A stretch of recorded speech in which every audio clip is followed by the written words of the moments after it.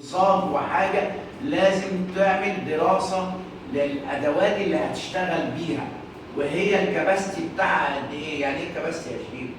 يعني حجم التشغيل اللي هيطلع منها قد ايه؟ ما اروحش المكان اقول له انا هعمل لك واعمل لك واعمل لك واعمل لك وانا ما عنديش الامكانيات دي، يبقى انا بلبس نفسي في حيط.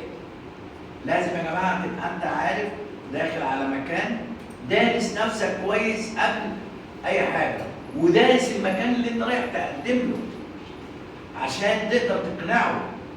انما انا رايح مكان ومكان اكبر مني، مؤسسه عالميه كبيره، واروح اقول لهم انا هعمل لكم ان شاء الله 1000 ورقه، وانا امكانياتي كلها على بعضها 150 ورقه 200 ورقه.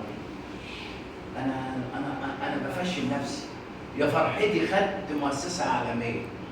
لا، انا اخد حاجه صغيره انجح بيها وتعمل عندي ستيبل، وابتدي بقى اسمي يعلى في السوق واوسع، ولما اوسع اجر مكان حتى لو مؤقت واحط